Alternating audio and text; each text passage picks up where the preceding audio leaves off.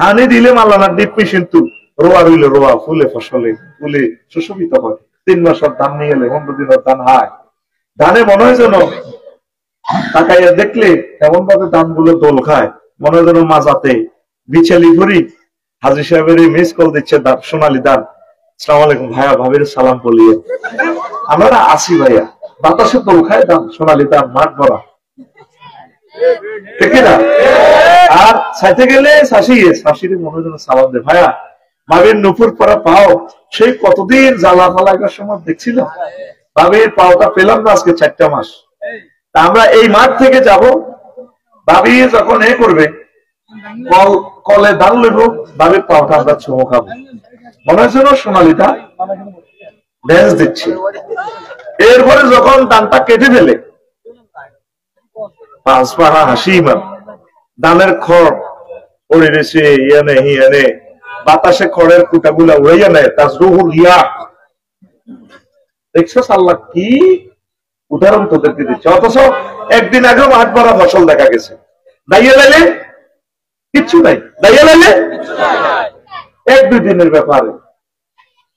এরপর আল্লাহ বন্দারে ওয়াকান আল্লাহু আলা কুল্লি শাইইন মুকতাদিরা, আমি আল্লাহ প্রত্যেক ব্যাপারে, প্রত্যেক অনুপ্রমাণের ব্যাপারে প্রচন্ড শক্তিশালী। 10টাতেও প্রধানমন্ত্রী, একটা কথা তার ইঙ্গিত ছাড়া চলতো না, খানপুর বড় ভাই গোল্লাই। 2টাতে তাই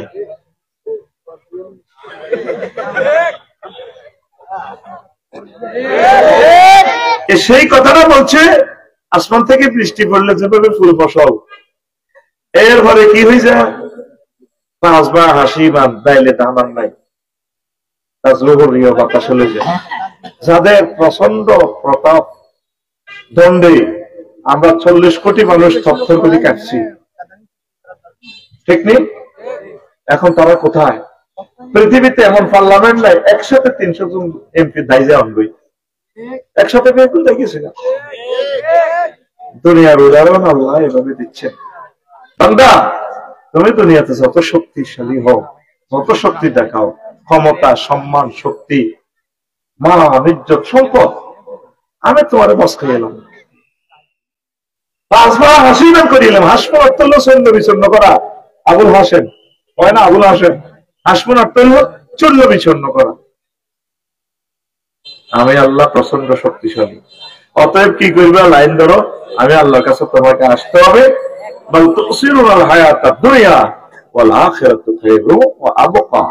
তোমরা দুনিয়ার জীবনকে প্রাধান্য দিচ্ছ, অথচ আখিরাতের জীবন চিরস্থায়ী, যে জীবনের শুরু আছে শেষ। বলেন, মান আহাব্বা দুনিয়াহু আদাররা আখিরাতাহু ওয়া মান আহাব্বা আখিরাত ওয়া মান আহাব্বা আখিরাতাহু আদাররা বিদুনিয়াহু।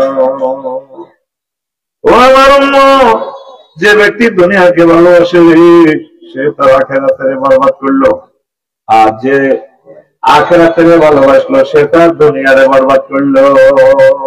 আগে সনের গাছ ছিল, 3 বেলা খাইতে পারতেন না। আজকে যে বাড়িতে নাস্তা করলাম আমরা 12-13 জন লোক, যা দিছে ফল নাস্তা 12-13 জন মিলিয়েও খাই শেষ করতে পারি না। রিজিক 15 জন আল্লাহ ডালে দিছি। আর অন্তত মনে কামেল ঘাস পর্যন্ত আঙ্গুর চোখে দেখছি কিনা সন্দেহ লাগে। এখন রিজিক আছে, খাইবার সুযোগ নাই। তো দুনিয়ার লাইনে আমরা আগাইছি, আখিরাতের লাইনে আসলে ডিস্টেন্সি। বিয়ে শাদী না করলে আপনি ঠিক থাকতে পারবেন না। বিয়ে শাদী করেন, যদিও দেখা যায় এটা দুনিয়া, কিন্তু আসলে আখিরাতের কাজ। ভাত না খাইলে তো এখানে মাহফিলে বসতে পারবেন না। ভাত খাবেন সুন্নত তরিকা, হালাল রিজিক, ভাত খানাটাও ইবাদত। সবগুলো কাজ আপনি আল্লাহর জন্য করবেন। যদিও দেখা যায় বাহ্য দৃষ্টিতে ব্যবসা বাণিজ্য রাজনীতি দুনিয়ার জন্য, আসলে দুনিয়া না, এটা আখিরাত হবে। অটোওয়ালা অটো চালায় 30 কিলো স্পিড, নগর থাকে 30 হাত দূরে। লিডার ভাই হুন্ডা চালায় 80 কিলো স্পিড, নগর থাকে 2 মাইল দূরে। পাইলট ইমরান 337। আপনি চলবেন, চালাবেন এই দুনিয়ায়, নজর থাকবে আপনার আখিরাতের দিকে।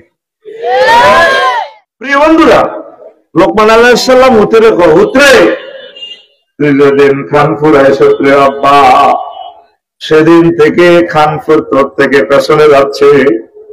সামনে করে দেহ নামক গাড়ি, এটা একটা স্টেশনে থামবে, সমনি স্টেশন। সেই স্টেশনের নাম আখিরাত। আখিরাত, মৃত্যুর মাধ্যমে আপনি আখিরাতের স্টেশনে থেমে যাবেন। যেদিন এই দুনিয়াতে আসছেন সেদিন থেকে দুনিয়া কোথায় যাচ্ছে? পিছে। কোথায় যাচ্ছে? সামনে আপনার এই দেহখানি, এই গাড়ি কোথায় থামবে? আখিরাতে। কোথায়? আর আসবেন না এই নোয়াখালীতে একবারে এসেছে।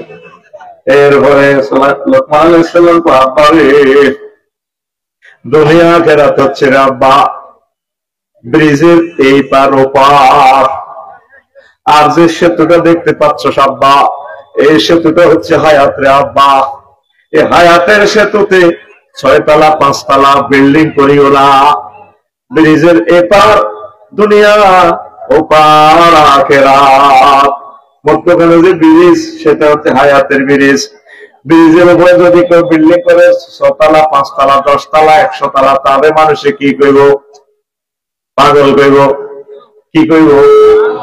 হ্যাঁ, ব্রিজের অব্দি সাঁকুর অব্দি যদি ঘর করে কেউ, তারা কি কইব? আব্বা পাগলামি করিস না। এপারে দুনিয়া, ওপারে আখিরাত। আর আপনার আখিরাতের নিয়ামত স্বীকার করার জন্য হায়াত নামক তীর দিছে আল্লাহ আপনাকে। বলছেন এটা দর্শন শাস্ত্র, ফিলোসফি। আমি ডোজ কমায় কমায় দিচ্ছি, অনেক মজার মজার কথা বলবো ইনশাআল্লাহ। আমিন। তো আখিরাত স্বীকার করার জন্য ধরেন আপনাদের আল্লাহ তীর দিছে 3টা। কয়টা? উদাহরণ দিচ্ছি। আগে যে কুরকা দিঘি থেকে বড় কাতলা দেখতো, বোয়াল দেখতো, মনে আসেনি? ওই বড় ফাঁকি দ্বারা আপনারা কি কর? হ্যাঁ, কুররা। আমরা কুরকা কই লাগছেন দ্বারা, কুরকা। চিল, ইগল, শুদ্ধ ভাষা হচ্ছে ইগল বা চিল। আমরা কুরকা কই আর কি। হাতে এই বড় 10 কেজি ওলা কাতলা একটা ধরছে সমতালির আলো পুকুর থেকে। ছোটবেলা আমরাও দেখছি, হাতে ডর আছে। তো দিদারে করছে কি, আমার দিদার হেতে তীর লেছে, এই তীর দানিতে 3 গা কোগা কুরকাইডা আকাশে স্থির হয়েছে। চিন্তা করতেছে কার গাছ তলে বইব, গাছও বইব। স্থির হয়েছে আর মাছ আর কুরকা দেখা যায়। দিদারে তীর লই ওই ছায়াতে মারে, ঠাস। তো মাছটা আমি খাবো।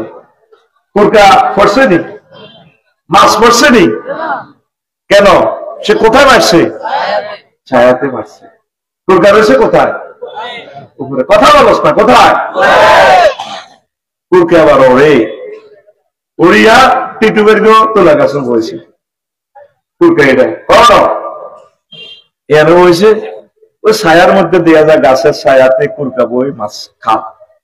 এবার দিদার ভাইয়ে এটা মারে, 2টা তীর মারি দিছি।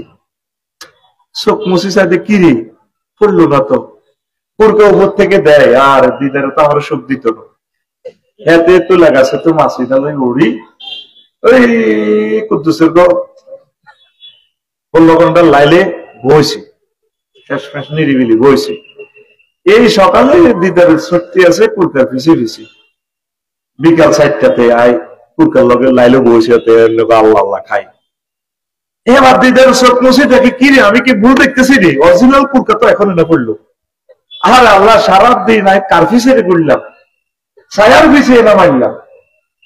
আসল কুরকা তবে মাবুদ এখন না আইলো। এখন দিদারে কুরকা সিটি আমারে মত ঘুরাইছে।